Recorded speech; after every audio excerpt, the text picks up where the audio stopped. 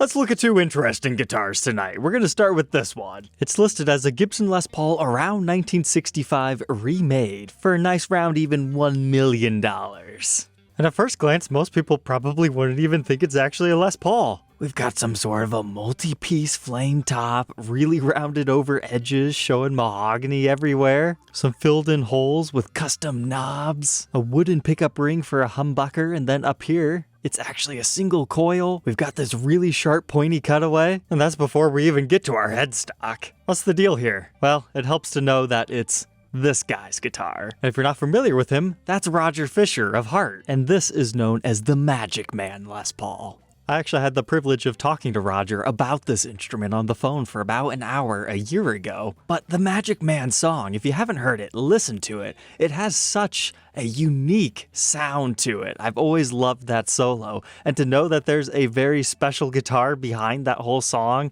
and its very unique tuning, you have to check out this interview over here. He fills you in on all the secrets. But as a Les Paul guy, I always love a good mystery, so I wanted to figure out what exactly is this, because he vaguely remembered it as a 65. Now, to get technical, a 1965 Les Paul does not exist. They did not come back after their initial discontinuation around 1960-ish until 1968, when they looked something like this, the first batch anyways. They actually had a crown headstock due to a typo. However, from being a P90 equipped guitar, in 1969 they came out with the deluxe model. It would look like this, with the mini humbuckers, which were borrowed from Epiphone. This is when we see many different things start to come into play, such as pancake bodies, multi-piece necks, much larger headstocks. Volutes also start to come in. There's so much that the specs can tell you about these instruments, but the serial numbers don't help at all. So it takes a keen eye to be able to identify a guitar from this era. So at very best, we have a Les Paul that's been shaven down, because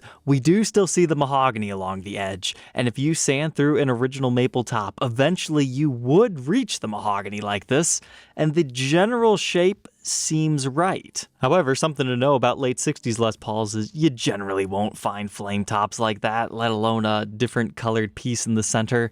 I would imagine this was retopped around the time that they did all these other crazy modifications to it. Because by the way, we haven't even looked at the rest of it yet. So what I was really looking for here is something that makes it still seem Gibson, and we actually do have it right here. Right along the edge of the body, you can see the pancake layer. That helps us know this guitar was likely from 1969 all the way through the late 70s. As I've seen pancake bodies persist all the way until 1979, and we're not even talking about the hidden layer underneath the maple top. We're just talking the super visible one. But generally speaking, that starts to phase out around 76. So that's a good general date range to think about. And you might say, hey, where'd all our binding go? Well, it was shaven down, but we still have a little chunk of it right there.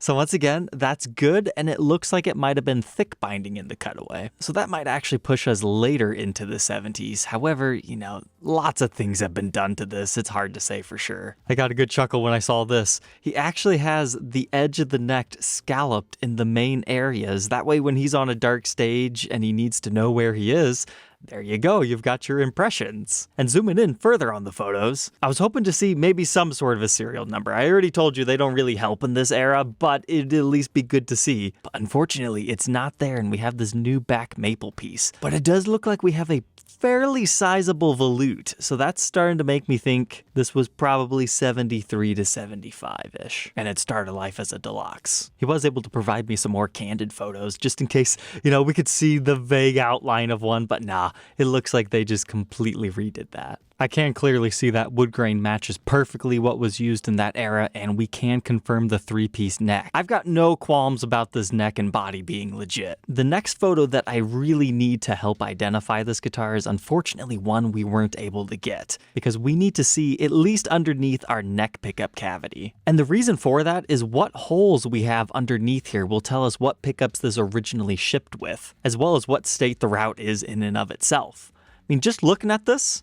that does not look like a full route, so it might still have the regular P90 one and or mini humbucker. This had to definitely been fully routed out. But our fretboard, the binding and inlay style there, that also matches up with what I'd like to see. That's the last area that I would need to see to be able to make a further comment, but I truly believe this to be somewhere between a 72 and a 75 deluxe that has been highly modified. Now at the end of the day, does it matter? No, but I'm just really curious about it. He was able to get me other cavity shots, and yeah, looking in here, a little bit scary. A lot of the telltale signs have been all routed away, and you've got some new wood added in places. And you might think, hey, Trogly, are you sure that's even an original Gibson body? This photo right here confirms for me that they definitely changed that maple top. Or they heavily modified it in other ways, because it looks like they might have even chambered some of it out just from this particular photo. And it's looking like some things were also changed in our toggle switch cavity. But what an interesting guitar. I never knew something like that is what made the Magic Man solo. There's a lot of cool nuanced details about this. Like, he was trying to go for straight string pull here. He's got some sort of a truss rod cover that has string guides. And then if you look closely, these might just look like Graphtec saddles, but it's actually a piezo element. He likes to blend the magnetic pickups with the more slightly acoustic tones. I think we can just barely see the route out for the wires going through there on that. Now, as far as the price, he's open to offers. I really think he should get these in an auction house, because the right heart fan might be 100% interested in that. But for now, you can find him on Reverb as Roger Fisher's Reverb Store. And he's actually selling many of his guitars right now. The next one is titled Original Gibson SG 1972 Burst, which is much easier on your pocketbook. And you get 2 for the price of 1. While I was talking to him, he says, yeah, I got this double neck coming up. It's 2 SGs put together. It's like, no, you didn't. No, you didn't. And yeah, then he shows me the photo. He did. So here's the great thing about 70s SGs. They can be very easy to identify by their fretboard choice. So we have an unbound ebony with mother of pearl small block inlays. That's perfect. He's right in that era between 72, 75-ish. And the fact that he had 2 matching ones just to put together is a whole lot of fun. Now, obviously, one of the headstocks had to be enlarged. So obviously some wood shenanigans going on there, but then they've got the heart inlay, perfect for that band. But then they left the other one alone. Coming back to the body, many of those were 3 pieces. So seeing this seam line right here is actually a good thing. It just looks like they sawed off that side of one SG, this side of the other, butted them together. I really like this. It almost looks like they tried to make a heart shape out of it.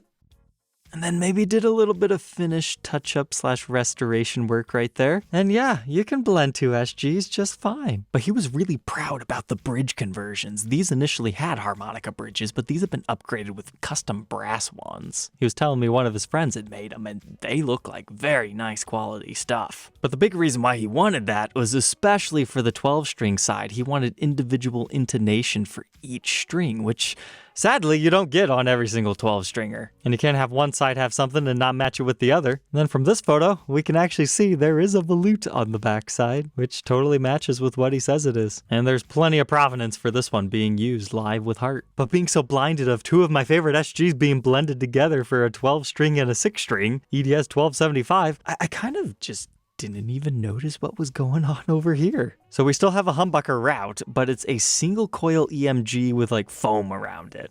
Come down here, we have some sort of a blacked out pickup, but then there's another cheeky little EMG single coil right below that, right by our bridge. But then coming over to our 6-string side, oh my goodness, I think I see a T on that bobbin right there. Yeah, sure enough, those are probably just patent number T-tops that just had their covers removed. I bet that's a really fun guitar. And we didn't even talk about any of our controls here, because come to think of it, you don't have anything in between like a normal EDS 1275 to select what neck you're on. So they threw that over here.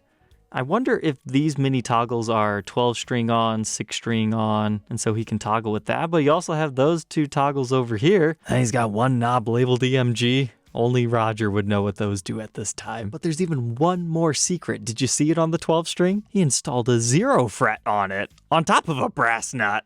And I know this photo makes it look like it has purple binding, but no, that's just the backdrop and the lighting reflecting on it. It doesn't look like this is a bound model. But he said he used this one for the jangly sound in the middle of Love Alive. But if you want to learn more about guitars that he has for sale, check out his YouTube channel, Fisher Bros and the Human Tribe. Because he also has the Pink Lady Stratocaster for sale, which he can tell you all about the history of, but right over here in the corner you can see the Magic Man Les Paul. But this one's pretty cool because it looks like we have a titanium fretboard on it. He also has a Taylor 814 CE for sale. That was his own personal one, named Goldie, as well as his iconic LED Stratocaster. Looks like we've got some pretty cool inlay work and more custom carving. Another cool heart right there. What a great band name. It works well with custom designing guitars. And if you're curious why he's selling selling a lot of his stuff. He's building a new music studio, so I think he's just trying to raise some money there. So there we go. That's the story of those 2 crazy guitars on Reverb. I hope you guys enjoyed, and we'll catch you guys tomorrow on the next one. Take care.